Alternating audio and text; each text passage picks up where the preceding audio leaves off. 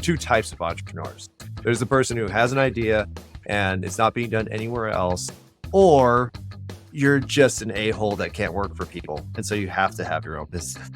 Now you got to get it to the $1 billion. So it's not just about the dollar, but it's about all the other things that I can. Today on the show, I'm happy to have Mark Grasse. He's the president of the DigitalMarketer, their skills and talent development platform for modern marketers. So you have a little bit of a 5-year bug. My career's been opportunity driven, where it's, hey, if it comes up and it's in line with what I'm trying to learn, then it makes sense and I'll take a role. So currently I'm the president of DigitalMarketer.com and I'm teaching marketing. And so prior to that, I had an agency for about 6 years where I built websites and tried to teach small business owners how to do marketing to grow the websites. And so my whole goal was actually educational and trying to get people to be self-reliant. And what I realized then was small business owners don't want to learn marketing for the most part. And so even though I was setting up everything for them and generating all these tutorial videos, it wasn't working. But marketers want to know marketing. And so I ended up doing fractional CMO work, or basically like the content strategy for Digital Marketer and Scalable, which is the parent company to Digital Marketer.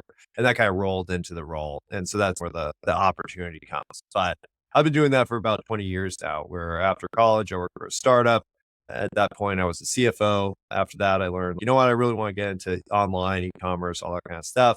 And so I left, started my own company, built that company, sold it. And then it was a fitness company, sold to Onnit Labs here in Austin. So I moved out to Austin, turned my magazine at the time into their content platform. I was CFO there too, chief fitness officer this time. But really what I was doing was the content director.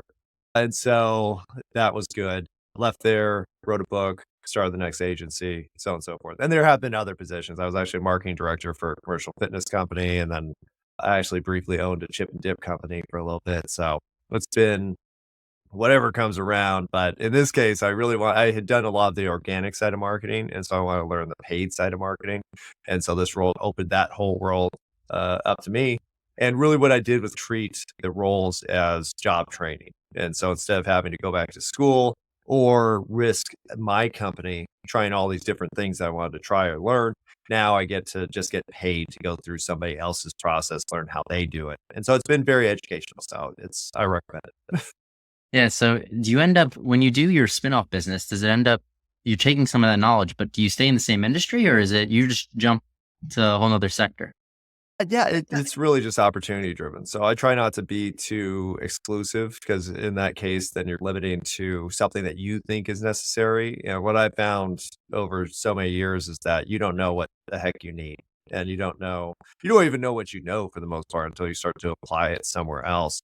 I think it's really easy for entrepreneurs to get in this own little bubble that you create. And you're like, here's what I know, and here's how everything should be done. And here's how I do it for people. And it's the best way. And you reinforce your own beliefs because you have nobody to bounce those ideas off of. And everybody, especially if you're successful at what you're doing, is, you're doing great. Just keep doing what you're doing. Don't stop. Don't listen to anybody. Just keep doing what you're doing. And it puts you in a box. And so I found that if you don't limit yourself to a specific industry or a specific role, even, because a lot of entrepreneurs too are like, I'm the boss. Everything I do is the boss. And it's, you know what? No, there's two types of entrepreneurs. There's the person who has an idea and it's not being done anywhere else, and you're the only person that can execute that. So it's up to you and essentially your responsibility to make that idea real. Or you're just an a-hole that can't work for people. And so you have to have your own business. And so you really need to do some self-examination, learn what type of person you are and why you're doing something. And mine was that at one point where I was like, you know what? I'm just an a-hole and I can't work for people because I'm not willing to listen to other people's ideas because I know everything. This is in my 20s. And now I'm like, you know what? No, I don't know crap. Go ahead and teach me. It's fine. I'll try it. We'll see if it works. So I think just do some self-reflection. You'll find that a job is not the end of the world if it's necessary for you to grow. And I think that's a good point, because we can all learn something from somebody else who's doing something different. Exactly. And just the procedures within companies, because let's say that you want to have $1 billion company. If you think that you could go from, I make $1 million with my company, to I'm going to grow this into $1 billion company, and think you have those skill sets, you're 100% wrong. And even if you did get to that, you jump from 1 million to 1 billion, it's going to fall apart because you have no idea what you're doing. So it's much smarter if you just take some patience, take some humility, and just go work for a company that's larger and see how they do it. And now you have a framework to build off of, even if you don't agree with how they're running. Is that the new pursuit for you? Now you got to get it to the $1 billion. No, I gotta get $1 billion. Yeah, no, no, no. I'm into lifestyle now. I'm like, you know what? Maybe the amount of money isn't very important, and maybe my lifestyle is important, or my family is more important. And so, me being able to keep on growing and keep on excelling, but have enough time to spend with my family, have enough time to decompress. All those things have become a higher priority. So it's not just about the dollar, but it's about all the other things I can do as well. Was there something that caused that shift for you? Yeah, no, I kept on making more money and I found that I wasn't happy. No amount of stuff was making me happy. No amount of achievement was making me happy. And so then what I went through is like for the last 3 years is an ongoing transformation into that realization. Like no amount of achievement, no status, none of those things mean anything to me. And I had to do all the things to learn that. And now I know, oh no, it turns out that I have been depressed for 20 years. And this is before last year when I had a big awakening, and then now I'm like, "Oh, what actually makes me happy? Oh, art makes me happy. Spending time with my kids makes me happy. Building random crap makes me happy." And that has nothing to do with making money. And now that I've done all the things, now I know, okay, now I can do things that really matter to me personally. I think that's a good point of figuring out if are you doing it for these unachievable goals, which are actually making you unhappy, or do you want more of a lifestyle business? I think people need to really figure out what they want before they jump in and spend 5, 10, 15 years in something. Yeah, going through the process is unavoidable. Like you might think, like you could be, say you're 21 and you're like, you know what? I know what I want to do. I want to do this and I'm gonna do that. I'm going to do that. And it's, yeah, 21-year-old brain. Yeah, you think you know what you want and you think you can achieve anything and you think you can do all these things. And we're told that too. It's not just individuals that have come up with the whole, I'm going to work myself to death for money. It's no, we've been told that's what's going to make you happy. Everybody's going to admire you. You're going to pull up in the fancy car and show it off to those jerks who told you no. And when you get older, you're just like, oh, that's stupid. Why are you caring about anything that some jerk that's impressed by a car cares about? Like, no, that's embarrassing to even admit that makes a difference to you. Now, if you drive fast cars because you always wanted to be a race car driver and instead you became a millionaire, boo hoo, then that's fine. You drive a fast car for that reason. That's why you drive fast cars, not to show off to people and prove how much better you are and try to build up the status. And yeah, when you get a little older, you realize that none of that crap matters. None of those people matter. And you really should be focusing on things that matter to you or matter to the people that you care about. So, what is the big push right now with the current venture? Current venture, digital marketer is teaching people how to do marketing because I think what's happened now with AI is it's really exposed that marketers have become more technicians than they have become creative developers of business growth, which is what marketers should be. And so it's a huge opportunity because we're getting back to more classic marketing that's copy driven, that's emotional driven, that's relationship driven. Like these are all aspects of marketing that have been lost because over the last 10 to 15 years, marketing's been commoditized and focused on paid advertising because Google and Facebook or Meta and all these companies were so effective at paid advertising that you didn't need to do anything else right. You could have a crappy product, crappy follow up, crappy branding, and enough dollars, and you'll get sales anyways. And so it wasn't necessary to be a good marketer or have good retention or really maintain your customer lifetime value. That just didn't matter because you could just put more money in the machine, get more money out, problem solved. What's happening because of AI is the price of paid ads are going to skyrocket. And so you might not make any money on that first sale. Maybe it's break even, maybe you make a little money, but the real money is going to come from those repeat sales. And that's going to get reinforced by your customer base or not.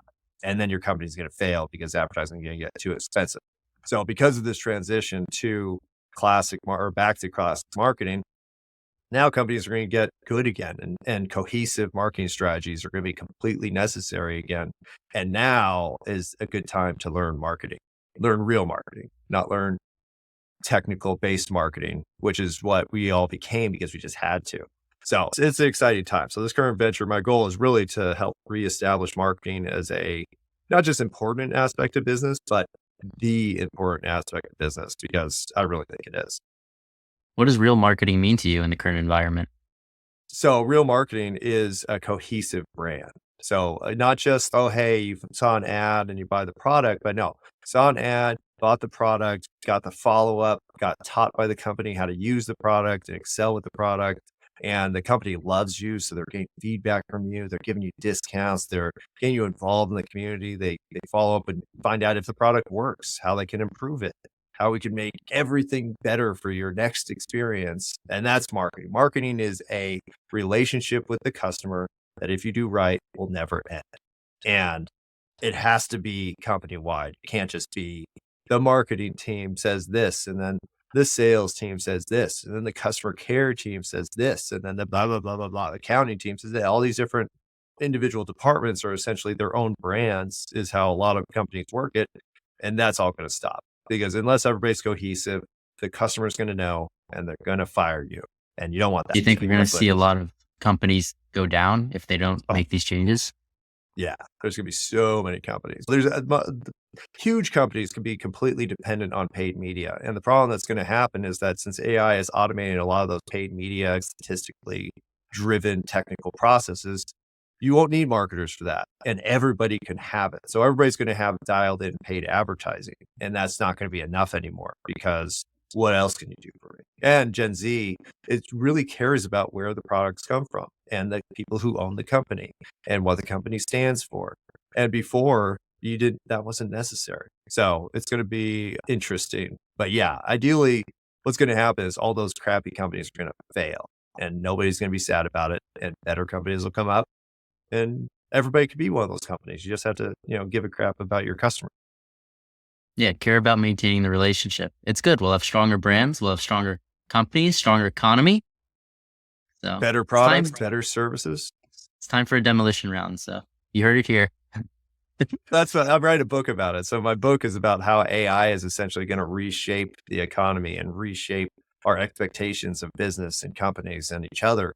And I call it the succession because I see AI as a wildfire. And what happens after a wildfire is something they call succession, where all these plants and animals and things that have been essentially suppressed by the current environment are now free to thrive. And so we'll regrow and it'll be a lot better. So if our listeners wanted to get your book or check out your company, how could they do so? Yeah, they can check out marketinggrasse.com. That's my main website. And then digitalmarketer.com, of course, if you want to learn anything marketing. And if you want to have this cohesive approach to marketing, then that's the one place you should go because we have certifications, live cohort based classes, masterminds, live events, all that kind of fun stuff. So if you want to get into real marketing, go to digitalmarketer.com. If you want to learn about all my crazy AI stuff and future predictions, go to marketinggrasse.com. Well, thank you, Mark, for coming on the show, and make sure to check out those future predictions. I'm your host, Chad Kalecki with Failing to Success. If you like the show, make sure to smash that subscribe button, and we'll see you next time.